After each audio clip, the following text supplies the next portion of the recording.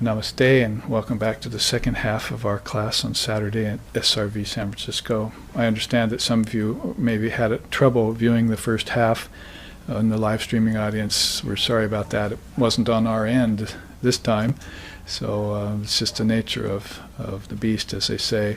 We hope that you're tuning into the second half and we'll see it clearly through all the way for these important teachings. Otherwise, you can look back on the Advaita Ashrama website, which is hard to sometimes fathom, but better probably to look at our SRV website, YouTube, and you can see the class in its entirety again and view it. If you know how to navigate the Advaita Ashrama, you could probably find it, but SRV is easier to do so. So let's be sure to take in these important teachings in their entirety if you can, not miss anything. Remember when my teacher was speaking, I didn't miss a word of what he said. I hung on every word of every lecture I attended with him. I was totally interested and became fully committed to realizing what he was saying. So that's part of the import of words I was talking about in the first half. And, words can be very deceiving and misdirecting, but those same words can be very, when they're clarified, they can be very powerful tools for realization until you reach such a state when you're beyond words. So let's get into a few words and finish this chart, but I want to take us back to the first part of the class because I told you I would. I wasn't going to go through this, of course, but there's the 108 Upanishads, and you are here. Where is it in the Yajurveda? Is the Svetashvatara? There it is. See, so I've underlined it because of all these 108 Upanishads of the four Vedas, 10 of them were commented on by Shankara. That's pretty much agreed with the scholars. I mean, he was, I think, 780 to about 800, to about 820, present Christian era, they call it. So he, in the 1200 or 1300 years that's passed since he was alive, he only lived 32 years in his lifetime, but in those 32 years he couldn't comment on all 108 because he had a lot of other works he did. In fact, they attribute some 720 texts to Shankara. Amazing, in 32 years. And many of those are actual scriptures. He's called an Amsa avatar because he didn't just comment on scriptures, he actually created scriptures out of his own fertile mind. And we've studied some of those, like the Viveka Chudamani. But it's kind of clouded in history, and it's back a ways, so for instance, I underlined Svetashvatara Upanishad, but a lot of the scholars say that he didn't do the commentary on that.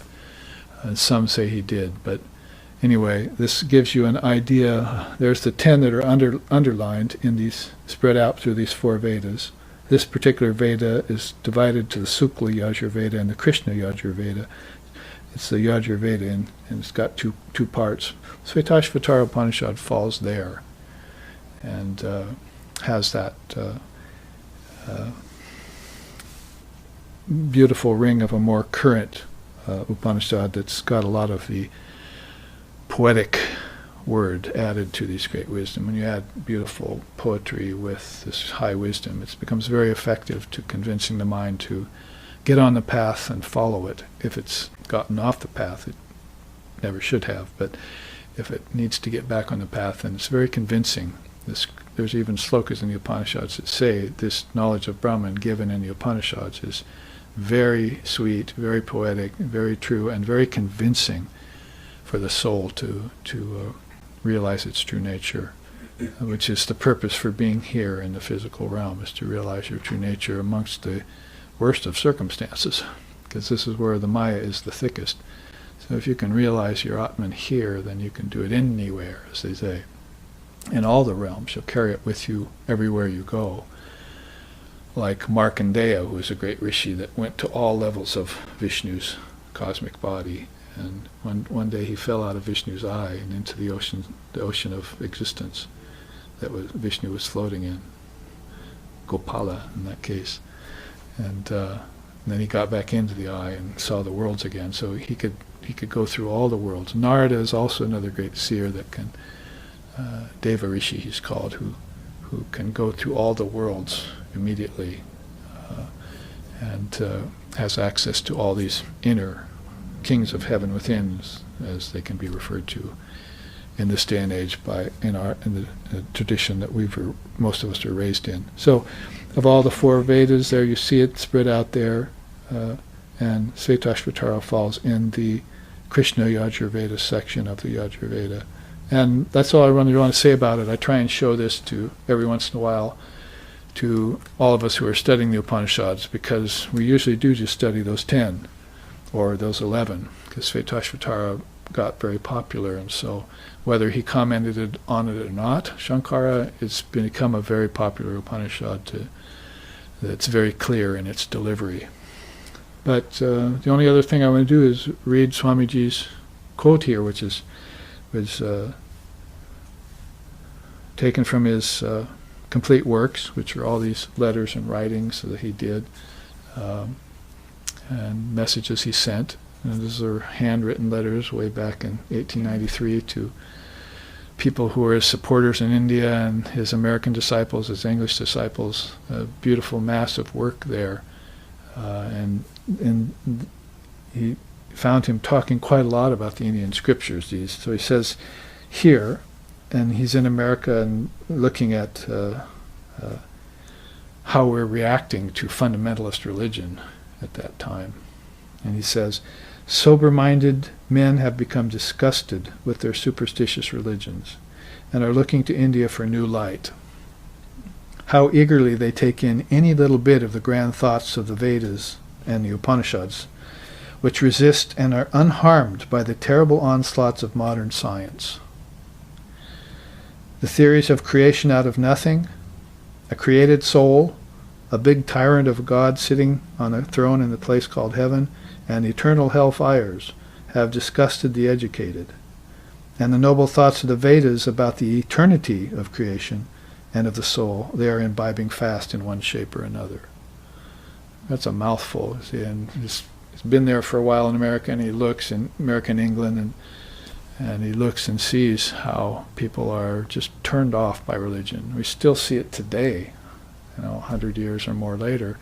So how many of us are turning away from fundamentalist Judaism and Christianity and the faith-based traditions, which we begin to question how much faith there is really left in them. Of course, there'll be faith left in them for the faithful, but we begin to realize that on top of a faith-based religion, we're going to need a wisdom-based tradition, and there's where you look to the East. I've often mentioned that aside from the indigenous traditions, all religions came from the East, including Christianity, so there really is no such thing as a Western religion. So it's either Far East, Near East, or Middle East, like Shintoism in Japan. Of course, Zen made its way there, but that's just India 52 generations later. And then you've got, in the Middle East, Christianity, for instance, and then Far East, you've got India and a lot of those traditions. So these words then come to him. He mentions four things there, that many of us get disgusted about. Creation out of nothing. You can't get something out of nothing. You get it from something. And this is where, if you don't know about unmanifested nature, called unmanifested prakriti, you're left in a lurch. And you have no God, and you have no inner science, you have no inner life, you have no knowledge of where your ancestors went, where the gods are. That's all like just an illusion to you. It's like people who believe in that are crazy.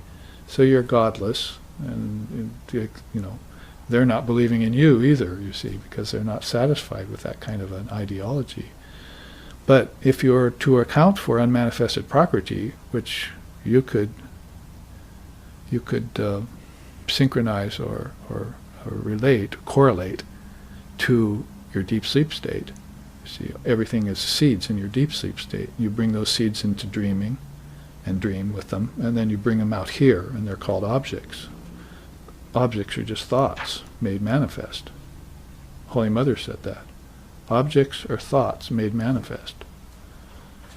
Where do you find that kind of thinking in the West? Objects are just objects, separate and out of nature. And nature only has one side, the manifested. So you're not accounting for where things came from, you see. So right away, Swamiji just hits it on the nail on the head. Creation of, theories of creation out of nothing. They believe in that, you see. Or out of dust or something, you see. Which is all symbolically okay if you want to, metaphorically, but literally you've got to know where things came from, where you came from. And things and you are different too. Things are in nature and you are not in nature. And nature's all come out of you. So without these crucial connections, and I have a chart on that for tomorrow called the 5 Essential Facts of Indian Philosophy, that pretty much runs this down for you in synopsis, then you're left in this lurch, you see. So creation, and then a created soul, comma, so not only the creation out of nothing, but a soul that got created out of nothing. How's that? You always were, you always are, and you always will be, and you never have not been, you see. You are that Atman that's all-pervasive, that came before life and mind even got started, you see, and that's how you know your source. They just call it pure conscious awareness, or Chaitanya.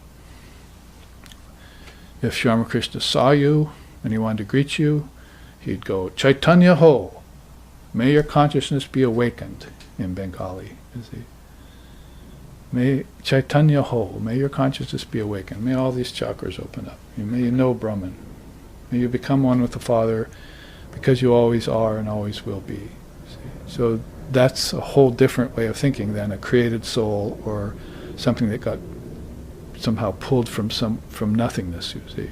There always has to be something to take it from. And those are the seeds back in your deep sleep state, or the seeds back in unmanifested Prakriti. You have to know these words to be able to contemplate their meanings, learn the language. Third thing was a big tyrant of God sitting on a throne in a place called heaven. Well, if you're a Hindu or in Hinduism, and Vedanta is, Hinduism a part of Vedanta is how I would put it, then you do believe in heavens, but they're called lokas, and they're also called akashas. Those are two different words in Sanskrit that you can use. And these are the kingdoms of heaven within you. Now, you hear about the kingdom of heaven is within you in Christendom, and it's never explained to you. See, but in India, they want you to know about this. There's 5 different akashas. There's 7 worlds. There's actually 7 higher worlds and 7 lower worlds. And there's many lokas inside of each one of those. They start designating all these lokas and who's in them and what happens there, what kind of body you have, what kind of beings are there. They start fleshing it out for you, in other words. So you have something to meditate on, or some map to guide you when you're there, you see. You find yourself there after death, or you find yourself there in dream, then you'll know how to, have some sort of guide or map, you see. Like a star map, you are here. So you're in Svetashvatara's loka, and he's teaching you the wisdom of his loka, you see, his mindset. His mind is a world. And so you've gone there, you see. And you've gone there without moving, you see, in meditation, you see. So a big tyrant of a God sitting in a throne in a place called heaven or on a cloud up there is not going to work anymore, because we've sent satellites up there. And the Hubble, or I call it the Hubble bubble, is up there, you see. And it's peering into space into infinite space forever, and not only not seeing God, it's not even seeing 2 of the elements up there. You've got all 5 down here, so you should be very happy. You can swim and you can breathe. You can't do that up there, not that we know of yet. And it's sort of tongue-in-cheek. Vivekananda used to say, the Mars people and the Venus people, they can't be greater than us, because they can't communicate to us. If they were greater than us, they'd reach us, you see. Of course, we know that there is no people on Mars and Venus. But there might be a Mars and a Venus in a different dimension, you see. not in this dimension. You look out, it's just a physical dimension. But this is the point. All the kingdoms of heaven are within you, so you need your consciousness to take you there. It's not light years away. It's seconds away in a good meditation. You're in these places. Or it's 10 minutes to fall asleep and you're there, you see. So it doesn't have this problem of space, time. Time and space get truncated inside of you. You can be, let's see, was it 4,320,000,000 years is like one day of Brahma. You see, and one night is another 4,320,000,000 years. So in that way, time gets all cut down in meditation and in sleep and at death. It doesn't exist anymore. It's basically an illusion, time. And so is your death in time. You were never born in time, so you never died in time. You're always living. That's you. That's the true you, you see. You're eternal. And not only you're eternal, everything else is eternal. Even Maya is eternal until you finally get rid of it with enlightenment. So these are important things that come up with just a mere mention of Swamiji observing the West for a year or two, you see. The final thing he says here is eternal hellfires. Well, there are eternal hellfires right here on this planet. And you set the oil wells on fire and declare war on people and so forth. There's a hellish existence for people here. There are animals that are living better existence in this world than some humans. So everything is topsy-turvy here. And this might as well be heaven, earth, and hell right here, you see. And you see evidence of all of those three worlds right here in this one state of awareness you're in right now. And you have to choose which state you want to inhabit. It's your consciousness. You choose where you want to be with it. And then you create that world, as it were, in your own image. You cut it in your own image, and you live in it. So these are final things that Swamiji said. So he says, basically, to conclude, how eager do they take to any little bit of the grand thoughts of the Upanishads and the Vedas? See? How eagerly we're taking to that, so that you'll base your whole life on it.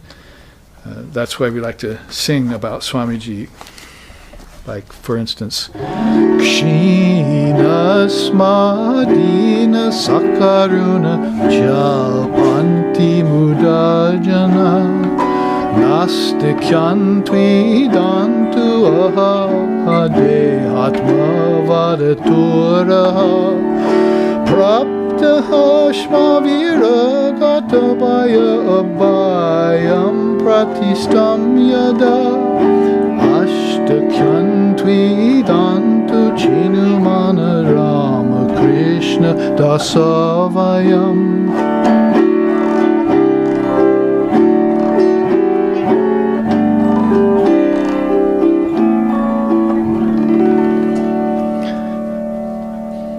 One of his beautiful things that he wrote in his letters to some of his disciples is, we will crush the stars to atoms. We will unhinge the universe. Don't you know who we are?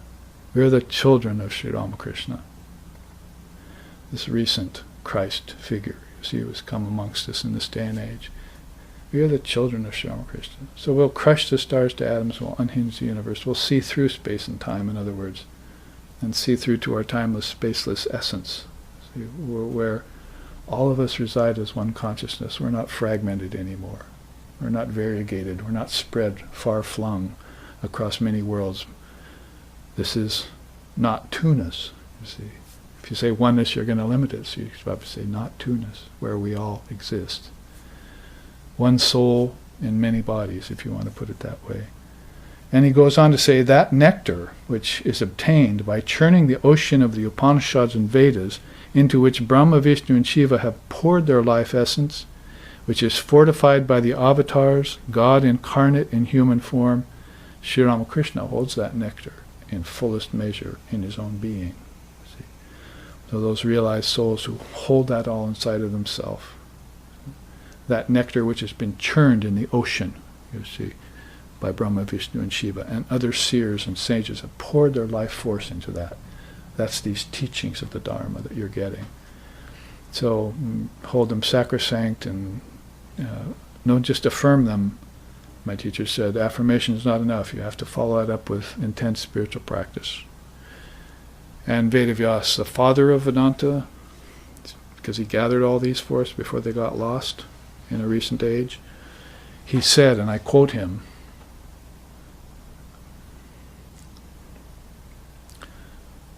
enlightenment is not possible without intense spiritual practice. So people who think they can just hear the truth and all of a sudden be it, you see. Well, maybe if you're a Ramana Maharshi, that might work, you see. But it's not going to work to only affirm something and then follow it up with practice. So you have to prove that for yourself in this body, in this lifetime, at this very time, in this very life, they say in the scriptures. And so all doubt will be rent asunder.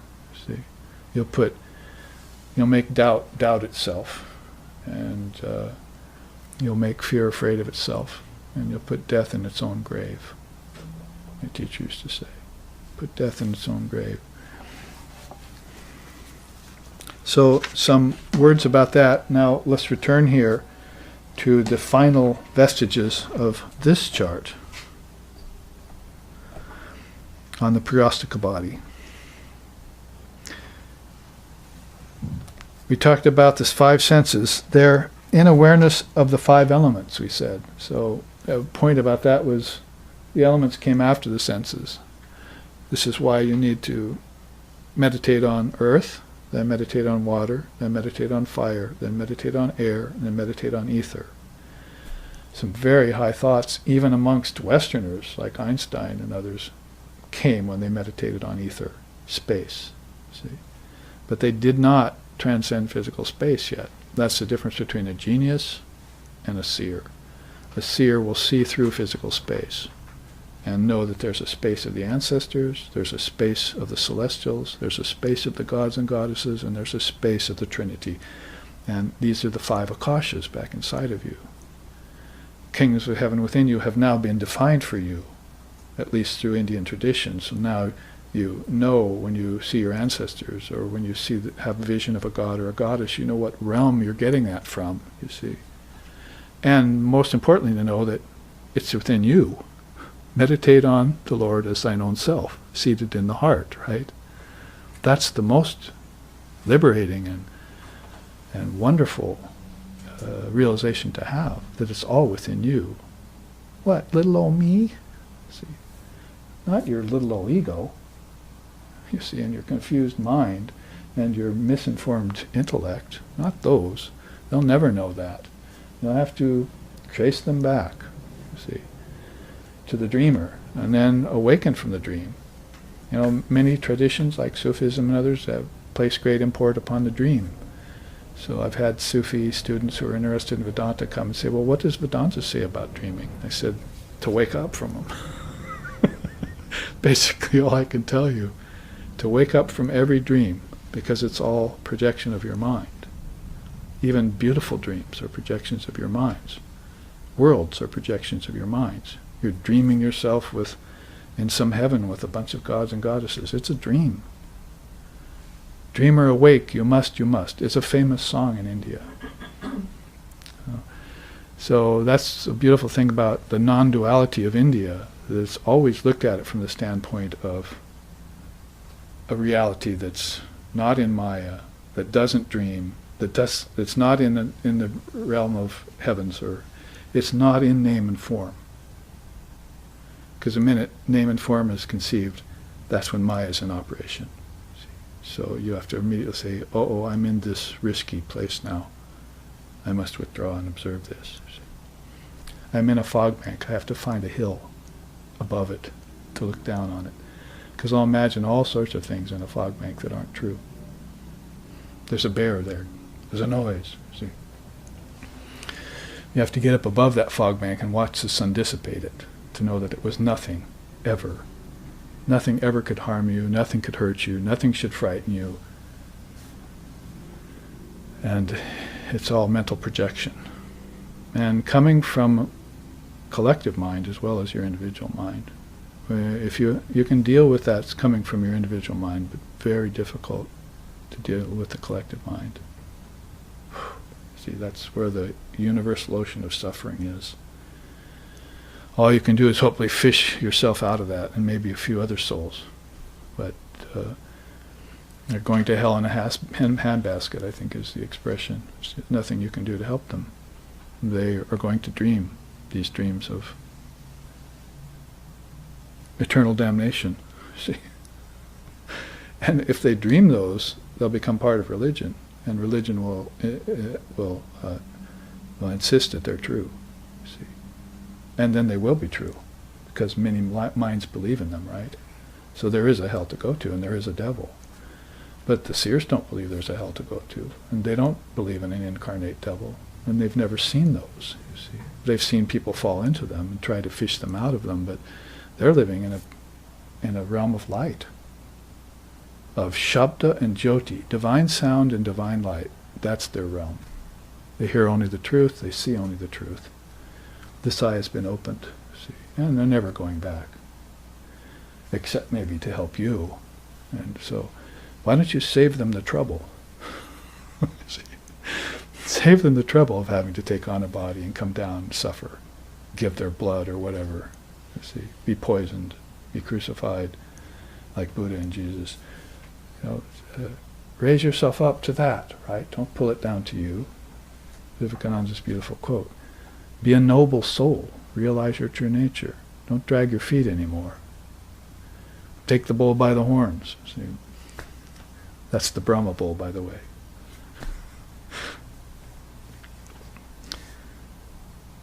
So the senses become aware of the elements. And the body is just an overall cover term for 5 elements. It's made of 5 elements. You'll find all of the 5 elements in it. The thing about Brahman is that it's that reality that's just the fire and water. Remember we read that kind of cryptic statement in these later slokas? It's the fire that's in water. So these things can exist simultaneously, side by side, and even within one another, as strange as it may seem, or impossible to believe. You've got, earth can become water, right? It's called lava. I see it all the time on where I live in Hawaii. You see earth get liquefied and act like water. So these things need to be meditated on to see their transient nature is why you meditate on them. You're not meditating on them to know them, because you can never know an object. It's a projection from your mind, and it's not real, so you can't know it. That's the problem with science, splitting the atom, and looking at the particles, the quarks, the neutrons, finding the subatomic particles, and it's all changing at a billionth of a second, and they've found nothing as a foundation for it. So they're floating. It's like Christ saying, don't build your house on sand. Sand might as well be atomic particles changing at a billionth of a second, and there's nothing there. See? So you've taken something that's external, and you're looking at the internal of what's external. Objects are the most external you can get, you see, made of 5 elements. And you're trying to examine them for some clue to the mystery of life. The mystery of life is in you. It's not in the object. And the materialist doesn't seem to be able to get that through their head. And besides, they're pursuing the object for what? Pleasure. And power. But Buddhists say the object is shunyata, empty. It's empty of substance. And it's also empty of the desire to fulfill you. It's empty in 2 ways. So why are you pursuing it? See, you should be renouncing it. Birds have nests, foxes have holes, but you have no place to lay your head here. I mean, if you're a Christian, consider that saying of Jesus.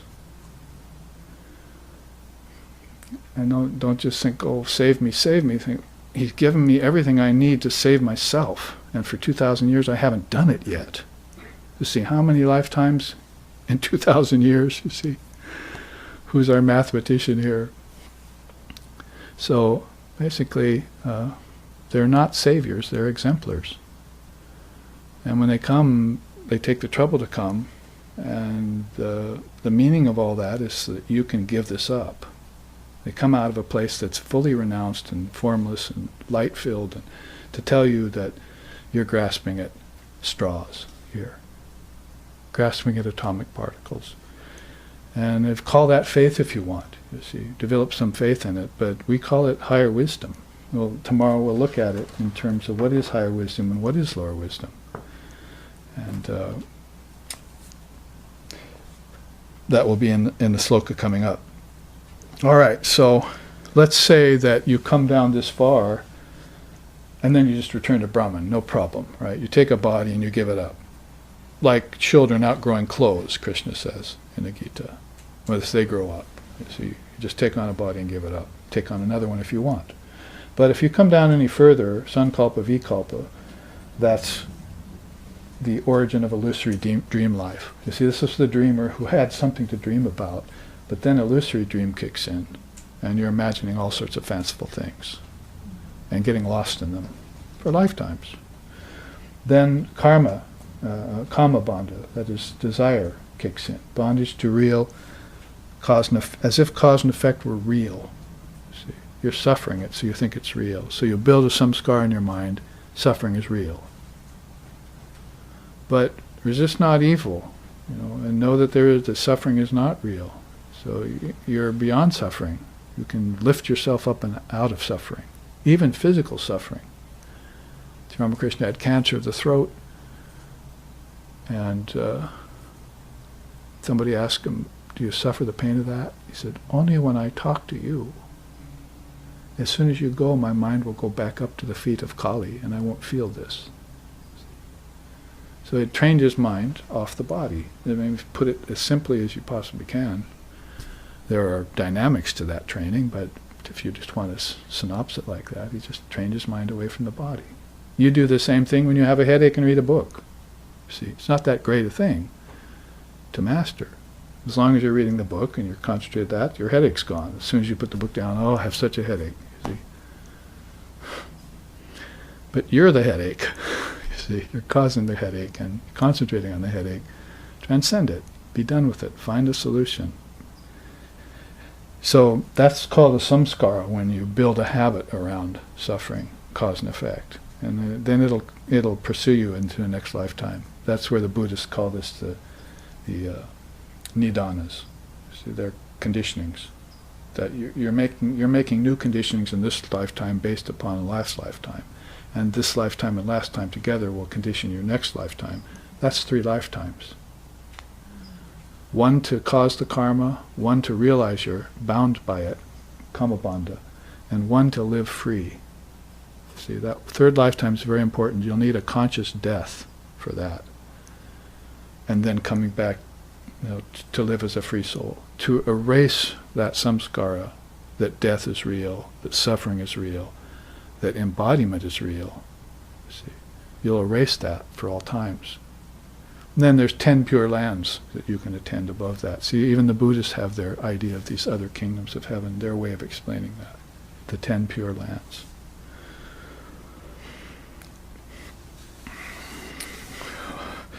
What to say? We don't even need to go through the rest of it. It's all a downward spiral.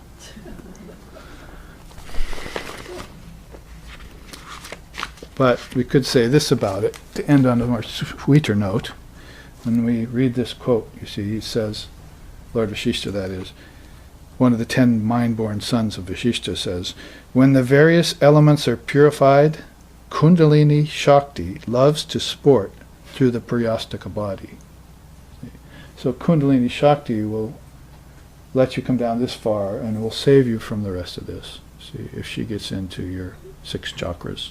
See, if she gets into 7th chakra, that's not explainable, inexplicable, you see. But if she gets into these other chakras, she likes to sport through there. And there are songs about it too.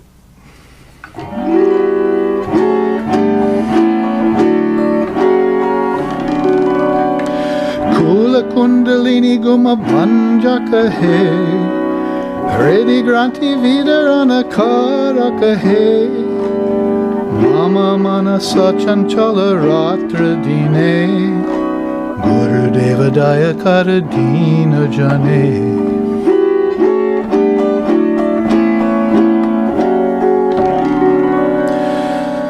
Jaya Sadguru Ishvara Prabhaka He, Bhavaroga Vina Kara Vina Shaka He, Manayena Rahitava Shri Charane, Gurudeva Daya Kara Dina Jane.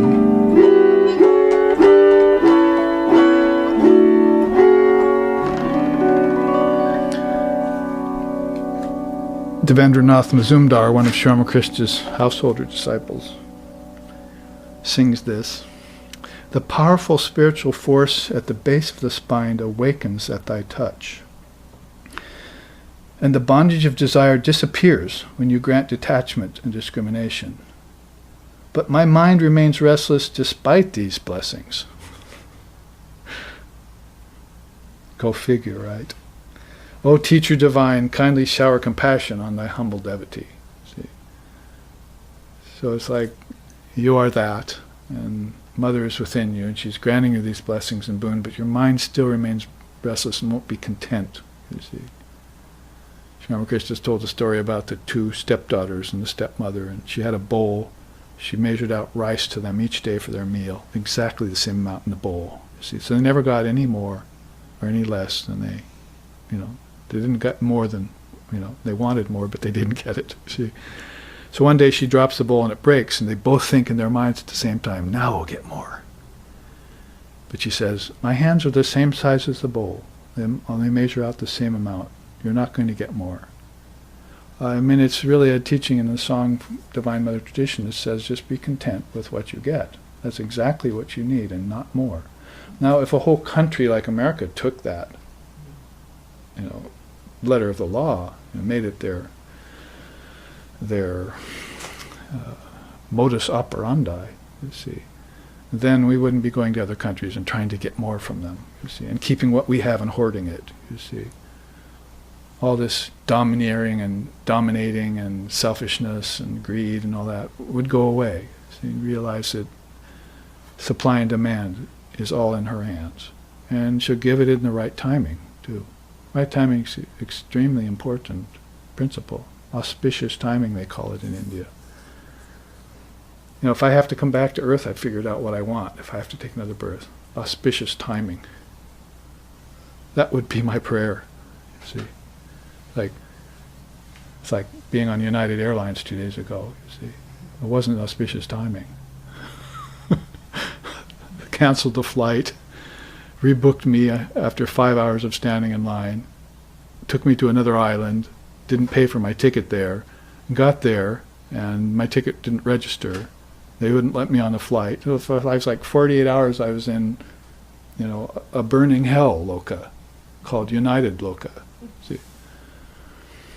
And of course there's not going to be any reciprocation, or how do they call it, not going to provide me with any compensation, see, because you get online with them, it's like they're not there. See?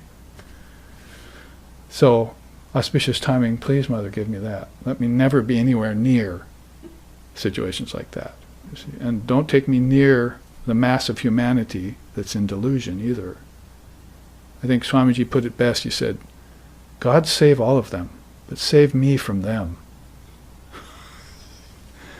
That would be the mantra of an avatar who has to come and like Sri Ramakrishna said, I've been blowing on the waning coals of your spiritual life for decades till my eyes grew red. Won't you just do a little bit, to help yourself out of trouble? So, this is, it's laughable, but it's also no joke. The auspicious timing would save you from that kind of situation. So that's just a personal aside from me, you see. Auspicious timing, I'll take that, you see. But then again, maybe I'm never coming back here. Okay. That's even a nicer thought, in a way. So he goes on to say here, victory to you, O illumined teacher, who is the leader of our souls, the one who destroys the effects of disease of worldliness. May my mind remain steadily fixed in thy holy feet of sanctuary. O teacher divine, kindly shower compassion on thy humble devotee. 8 verses of 2 I sang for you by this beautiful devotee of Sri Ramakrishna, who had seen him and realized him as the great teacher, avatar of the age, and composed this beautiful song, Shri Guru Svetashvatara. So I think of it here when I think of Kundalini wanting to sport through the Priyastika body. She'll awaken the centers and rise, and then the rest will be bliss. You won't even see the world anymore. All you'll see is Brahman. And you'll see it sporting or not, you see. You won't see it suffering anymore. And that's actually why Christ could forgive the adulteress, and Swamiji could walk through the red light district in Spain and see the prostitutes and feel and weep for them, because they don't really see suffering as real. They just see you've fallen into a temporary error. You see, the soul can never be blackened. There can never be a black mark on your soul, because the soul was never created. And if you believe the soul is created, then you've got another thing coming. You see, the soul that was created, if anything, was this soul, the little ego soul. Yeah, that will suffer. But even it can be purified to such an extent that it can become transcendent. You see, transcend your mind, transcend your ego, and that's really the point of non-duality. Well, in the time remaining now, which is about a half hour, let's take up slokas 4. He gives the start to the creation associated with the 3 gunas of nature and orders all things. Again, in the absence of the gunas, he destroys all created objects. After destruction, remains aloof in his own essence. So it's like that sloka that he's the primordial cause of the relationship between nature and spirit. And so he'll be involved, as it were, in that process. But then as soon as it's all set in motion, withdraws. Krishna describes that in the Gita very nicely. He says, bees take honey from different flowers, different sources, you see, and then go back to the hive. And the wind takes scents from different flowers and blows it to various places. But nobody sees that happening, you see. So nobody sees Brahman's action in the world. Action and inaction. We'll also look at that tomorrow in terms of this koa e ula bird in Hawaii. It was called the passive action and inaction. We'll look at that, because we've gotten very used to the path of action, but inaction is practically unknown to us. We're so rajasic. And that leads in the next teaching of the slokas, rajas, the gunas of nature. It'll be an important thing to review when we get into this chart tomorrow about the world and higher wisdom and lower wisdom. It's set up nicely in the Upanisad here. So again, in the absence of the gunas, all created objects will go away, and he'll withdraw from them, you see. And when he projects him, also he stays aloof from them. So the idea of this, probably the best way of saying it is detached witness consciousness. In English, in Sanskrit it's sakshi bhutam. It's the witness of all phenomena, is what it means. Like, 100,000 people could die in a tidal wave. Detached witness consciousness. He knows the births and the deaths of those beings were not actual. They were bubbles that popped, little ego bubbles that popped, that's all, and they'll form again. Or better not, form again. The beautiful song Ramprasad sings, where he says, everybody's babbling about what happens after death.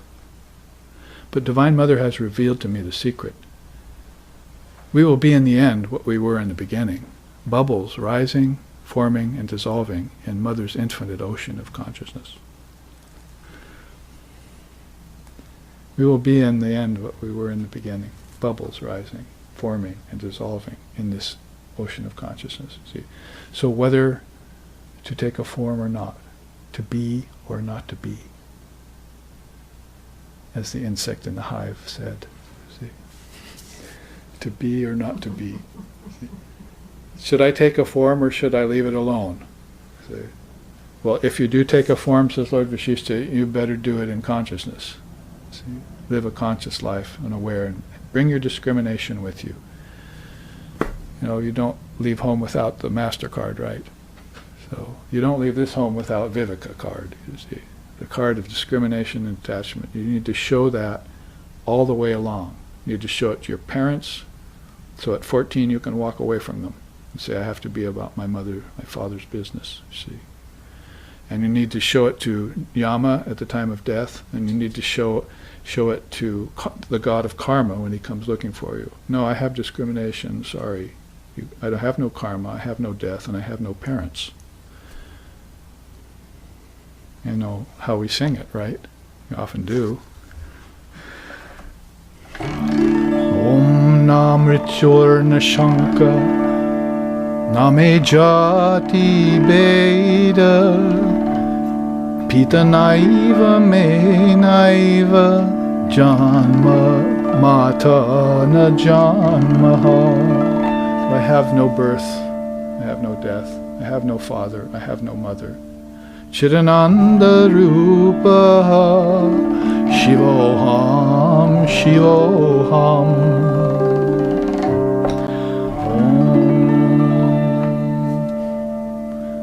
I am the very form of consciousness, Chidananda Rupaha, very form of Chid consciousness and Ananda bliss.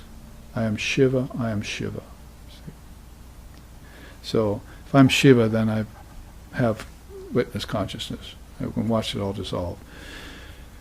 And I know that the world has then been created out of ignorance. And what's another name for that ignorance in a threefold form? Right here. And this is, since I'm a poor man, I've never been able to make these charts in color. But I made an exception with this one. This is out of 250, this is one of two that got in color, because I needed to show a color coding on the gunas. The gunas are a teaching particular to Vedanta. You won't find it anywhere else. And I say probably the benefit of knowing it is that it releases you from all blame for what happens. The gunas operate when creation, projection we call it, kicks in. The gunas are in operation. And they're in everything. They're in your activity, they're in the mind, and they're in nature. So they are Rajas, Tamas, and Sattva. Sometimes we joke about that. You're either in Mr. Thomas's neighborhood or you're in Mr. Rogers' neighborhood. But you want to be in Mr. Sattva's neighborhood, at least temporarily. So you're going to have to raise yourself out of the black, into the brown, into the red, into the pink, into the yellow, into the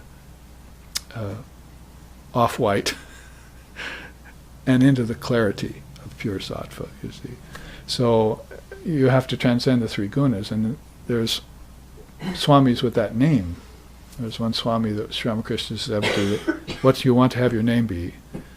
Swami Trigunatitananda. See, that's a nice many-syllabled word. See, Swami Trigunatitananda, the three gunas, transcendence of Atita, Nanda, bliss. I am the bliss of transcending the three gunas. That's what my name is, you see. I don't want to be called Frank or Joe or Hari, see, or Chemo. See, I want to be called Trigunatitananda. That's what I'll be known as. And then people, when I leave my form behind, they know that I managed to transcend the three gunas and get back to Brahman. See? So when the three gunas kick in, that's name and form, that's time and space, that's cause and effect. It's all in operation. And it's a big stew that's being boiled over the fires of primality. See? And the prana is flowing and everything. So pretty soon it's going to work its way all the way down to the physical world and all of its constituents here. So that is fairly easy to do if we follow one column up. Tamas is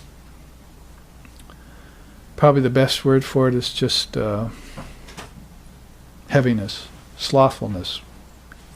It would be heedfulness in the mind, or I'm sorry, heedlessness in the mind.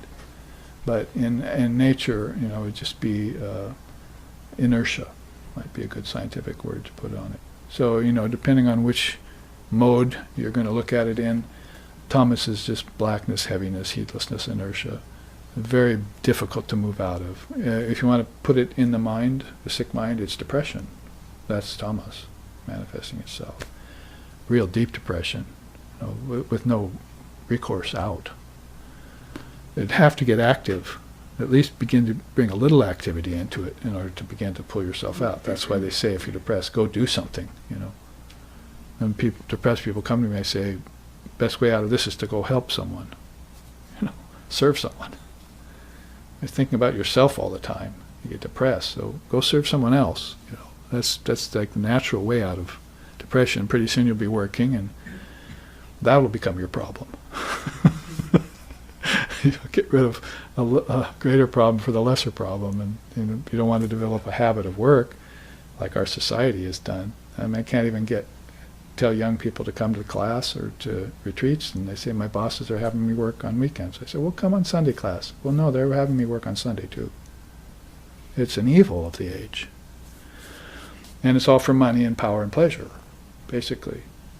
See, and that very same work, if it were dharmic, if you did heavy, intense work to serve others, then it would be dharmic work, and it wouldn't be a bondage anymore. You'd be destroying your karmas and the karmas of others, and helping the society to raise itself out of tamas into rajas and into sattva. But when people think of any free time, they think of vacation and pleasure. That's not even yellow sattva. That's still, pink rajas. I'm going to go have fun. That falls into the rajasic level. Sattva is time on your hands to study, to meditate, to think about God, think about your true nature, to do mantra, to chant, to hike in the forest, and in a higher state of mind that sees God in nature, meditate there and so forth. So anyway, here it's the inability to act at will and brutish action. That's the darkest tamas in the mode of activity. If it gets a little higher, it's violent activity with the desire to harm. You see, that's because it's active now. It was totally slothful here. It couldn't move itself. But when it does move itself, it wants to harm. See, it wants to do harm or mischief. See, so that's brown. That's tamas mixed with a little bit of rajas. You see, activity. If it gets more toward pure rajas, then it is called energetic activity for personal gain. If that gets a little more refined, it's complacency after attaining wealth. So you get everything you want, and now your game is pleasure, enjoying your money. Retirement, you see. Vedantas never retire. They never get old. They just go on being the Atman all the time, you see. No matter what age they are, what body they're in, what world they find themselves in, they've transcended the kind of complacency. If sattva finally comes, so there's a little light gets into this area, then it's called complacency after attaining wealth. See, did I say that? Frenetic activity for personal gain, and then complacency after attaining wealth. Turns pink. You are here, see, in the West, basically. That's what Swamiji said. He said the Americans are pink. See? Because they've gotten out of just rajas, and they've gotten wealthy, and now they're just kind of teetering on the brink. He says, we want to give them Vedanta and bring them here for the teaching. So that would be the yellow of sattva, performing all work free of selfish motive. If we can all begin to serve. Call it altruism, if you will, but altruism has some grave risks to it, as we've noticed. If it stays just altruistic, it just begins to lose its intention of selflessness and get involved in money and so forth, and control and so forth, and that's its risk, altruism. But if it can free itself, then it begins to serve gods and all beings. That's karma yoga right there. You've reached the pinnacle of karma yoga, one of the four great yogas. So it's all in activity. Now, in the mind, we have time just to finish this. Well, actually, let's take nature first, because mind is most pertinent to us. We'll leave that to the end. Let's take nature first. Tamas of the darkest kind in nature is total bondage to nature. It doesn't see anything else but nature. There's no sense of self and no higher thinking, no idea of the soul or God. It's total bondage to the five elements. And if that gets a little bit more refined, takes an inward trajectory, then it's perverted use of nature attended by callousness. Multinational corporations could fall right there pretty easily. You see, they want to control nature and they don't care what the results are, right? Isn't it? So you've got some really tamasic people in positions of power who are dominated by tamas with a little rajas in it. And with a little rajas in it means seeking domination of the world and nature. They want to, in their absolute lunacy, think that they can dominate nature. You know, in a sense, it's kind of funny because they're not concerned with polluting the environment. I mean, the truth is that they can't pollute the environment.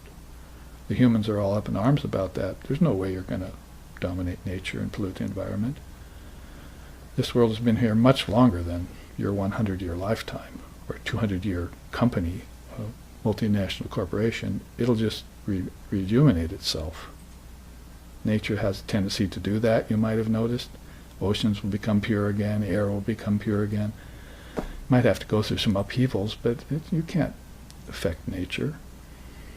Best thing you can do to nature is divorce it. It's called koivalya in yoga. Divorce means you sign this document, with nature, under the judge. You see, you say, I divorce you, you see. And it means I'm no longer going to take a form, because nature is a form-producing machine. You might have noticed. Your body is made of nature, right? 5 elements. So I divorce it. I give up all form. And sign the document to that. See, I actually did that with my guru. I signed a document in gold pen ink of my fealty to the Divine Mother of the Universe and my dedication to the path of enlightenment. Gone forever. See, not coming back. So make the move. Now, if you go further with that, the pink of Rajosattva, because you're blending gunas here, mastery over nature and utilizing its resources. Hopefully for higher good. But when it comes to a sattvic level, you're living in harmony with nature. People live in harmony with nature. That means they've made friends with nature as far as that is possible. I mean, I hope they're aware that birth, growth, disease, old age, decay, and death all take place in nature. That was the Buddha's teaching, right? So how comfortably can you come when those are your 6 playmates in nature? I mean, the accent on the final 3, disease, old age, and death, When you're young, you don't think about those. But I saw, in this funeral I went to, I saw dead people lying there. It was obvious they were just wax figurines, as it were, and the consciousness had left them, but there were 100 relatives weeping tears over them. As if they had gone someplace. They were never born, so they couldn't die. And in your grief, you're overlooking, they're looking on through you. They're in you. They've gone back into consciousness, and you're not going to be able to contact them there if you're grieving for their bodies. Like I said, 100,000 bubbles died in a tidal wave. And they just reformed, came back another life, you see. You've had hundreds of mothers, hundreds of fathers, thousands of sons, thousands of daughters, and you're grieving over this one. And you'll have thousands and thousands more if you want them. And that's all in the world of change, in Maya. And one day you'll get tired of it. See, I have no birth, I have no death, namrityur na shanka, name jati beta, pita naiva me naiva, I have no mother, I have no father. Finally this soul said, I'm going to tell him like it is, you see. Like Christ leaving his parents at 14 to say, I've got to be about the business of my Father. I just used this to get into the world so I could help people, karma yoga. And now I'm using it to live in harmony with nature and not be committing violence anymore. See? Might as well say that this is all violence, right? But you begin to live in a non-violent way when you hit sattva. You don't want to harm anything. Animals, insects included. You won't be eating the animal realm, you see, or going hunting or fishing and things like that, you see. You'll not want to harm things. And your food will be simple, and your life will be simple. You'll be unostentatious. You won't have a lot of wealth that you don't need. You'll be giving it to others. When you have what you have excess, you'll give it to others. You'll be living in a whole different way. It's called sattvic life. So we have to hear about it again, and so we can return to it. Scattered mind cannot get it. It never gets that peace of sattva. What to speak of the peace that passes all understanding? I heard that from the preacher at this funeral. He said, I finally found out exactly where that was in the scriptures and what the further sloka was on it. I would call it sloka. He said, the peace that understanding will free your heart and mind from bondage, is the rest of the sloka that Christ said. So you'll need to have this peace first and foremost, is how our Holy Mother, Sri Sharda Devi, my teacher's teacher, put it. You need the peace that passes all understanding first and foremost, because that will free both your heart and your mind from bondage. And I felt like standing up at the funeral and going, right on, preacher. Thank you. You see. Now let's realize that. Well, pure sattva under the mode of nature is just perceiving the unity of Purusha and Prakriti. If you don't know those words, that's Purusha is the soul, Prakriti is nature. They're different, like oil and water.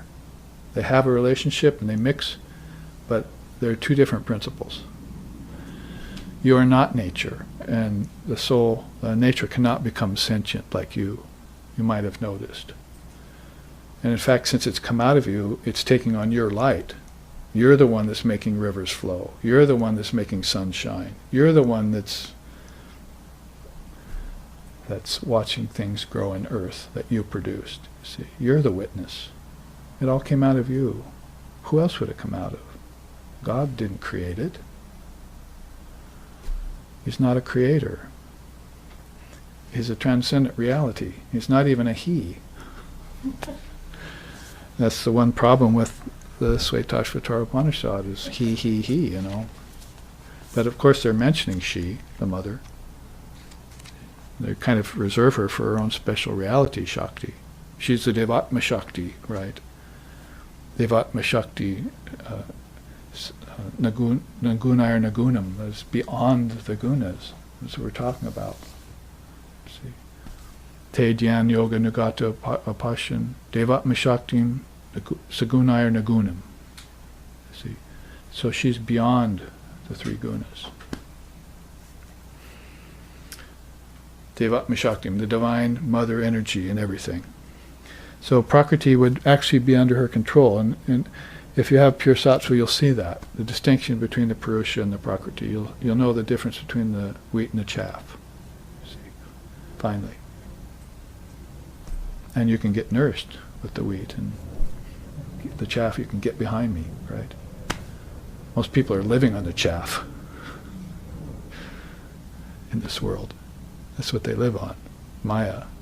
They're imbibing non-essence. It's like living on cotton candy all 3 meals of your day. See, you're not getting anything out of it, but probably diabetes later. Now let's look at, in the remaining minutes, which is just a few, the gunas in the mind. We could pick this up tomorrow if we haven't finished it, because it'll segue us nicely into this chart on higher and lower knowledge. But basically at the tamasic level, mind is gross, narrow, and given to sleep and dullness. That's tamasic mind. Heedlessness, slothfulness, and like I say, it hasn't even gotten to a place where it can commit harm yet, but it will. as it has to rise through the gunas. And that's through greed and selfishness, and devoid of conscience, too. It doesn't have any sense of conscience or consciousness.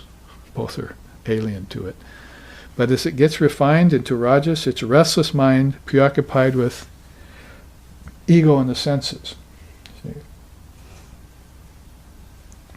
That's a rajasic mind. It's pretty much selfish and it's just involved with its own gain and its own pleasures.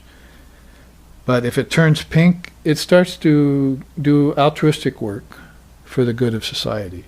Rajas has a good side to it then. And tamas has a bad and a better side, slightly better. But rajas can be used for work. There was once a man who came to Sri Ramakrishna, and he'd been to England. Sri Ramakrishna lived in the 1800s, so England was preparing for war and building ships and everything. So Sri Ramakrishna said, "Oh, I hear you saw the Queen." "Yes, I saw the Queen," because England was, big in India, because the East India Trading Company had been there for 200 years and beginning to cause a problem, dominating over India in a tamasic and rajasic way. So the man said, "Yes, I saw the Queen of England, and I saw England." "How did you find England?" Sri Ramakrishna said, because he'd never left his country. He says, "Oh, I saw him very rajasic," he said. It was just all active all the time. And Sri Ramakrishna said, "Well, that sounds like Divine Mother is busy to me." So she saw this Devatmi Shakti, everything, even in the work. You see this going on. But if it could be done for an altruistic purpose, it's going to get beyond political aims and war and things like that. That belongs to this lower realm. War is unnecessary. It's probably not going to disappear from this world, but it's unnecessary. If we can cut our teeth on that fact, like I said, nonviolence begins to happen here, right? So you won't want to go to war anymore. You want to work out amiable solutions for the concrescence of humanity and all the races. So you'll begin to think universally as you get to higher sattva. And you won't want to go to war. Some people criticize Krishna in the Gita because he encouraged Arjuna to go to war. You know why he did that? If you haven't read the Mahabharata, which is where the Gita is found, the Gita is just 18 little chapters inside of this huge epic called the Mahabharata. And in the whole beginning of that Mahabharata, Krishna was trying to mediate the war between the Kaurava clan and Arjuna's clan, the Pandavas. He tried for so long to try and stop that war. And when he realized that he couldn't, even the Avatar couldn't stop that war, then he told Arjuna, "You must go out there and destroy your enemies and do it in a sattvic way. See, with no violence, with no greed, with no anger. That will cause karma if you do it that way. But if you do it in evenness of mind, just dispatch them like God's hand, then it won't cause any karma." So he can't blame Krishna when he tried to stop the war for so long before it actually happened. And now they've actually unearthed the Kurukshetra battlefield. They're now archaeological diggers there. So they find out that this is actually, the Gita is, Krishna was a person and the Gita happened at a certain place, location on this earth. You see. So it's very interesting to begin to put it all together like that. But to look back on it for the standpoint of Krishna's teachings, because he wasn't a politician, he was a king at one point of his life, but he was an avatar beyond all that. And most people just couldn't recognize him. Arjuna had to receive a touch on the head before he had the vision of Krishna's cosmic form. That's a chapter in the Gita called Vishvarupa Darshanam. He couldn't see him until he gave him love eyes and love ears, as Sri Ramakrishna would say. So he was going around masked. And nobody could see him. It's like John said, "No man hath seen God with these eyes." No man has ever seen God with these eyes. So God can't be seen with the eyes. You'd have to have love eyes, love ears. You'd have to have inner sensibilities. You'd have to have pure sattva, to see God.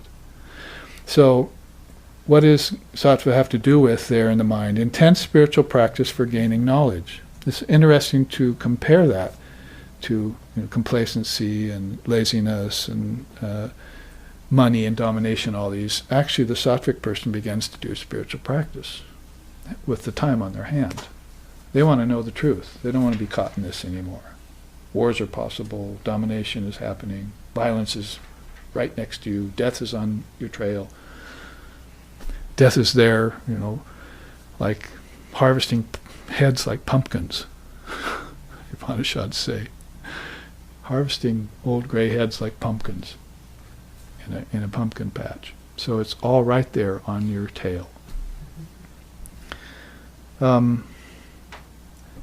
So then we're going to end on a very positive note here, because we've reached pure sattva in the mind.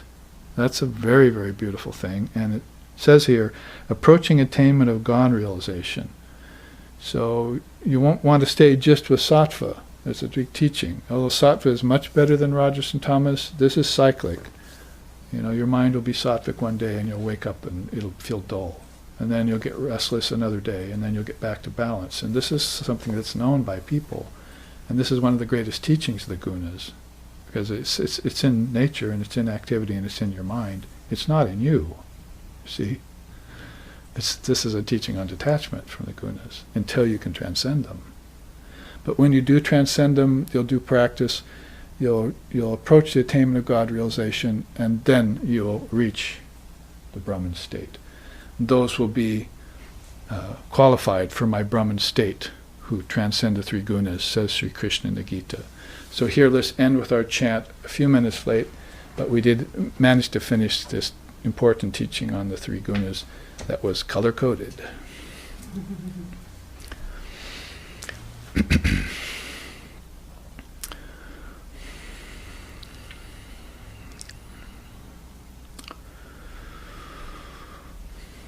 Om Bhadram Karnibhihi Sriniyama Devaha Bhadram Pasyema Akshabirya Jatraha Stirai Rangaishtushtuvam Sastanuvir Vyashema Devahitam Yadayahu Swasti Na Indra Vrida Shravaha Swasti Na Pusha Vishwadevaha Swasti nastarksho arishtanemihi Swasti no brihaspatir dadatu Om Shantihi Shantihi Shantihi. May we see with these eyes what is good and spiritual, and hear with these ears what is noble and uplifting. And may we, while worshipping the Lord and Mother of the universe with healthy minds and bodies, live a life which is beneficial to ourselves and to all other beings. Om, peace, peace, peace. May peace be unto us, and may peace be unto all. Om Hari Om.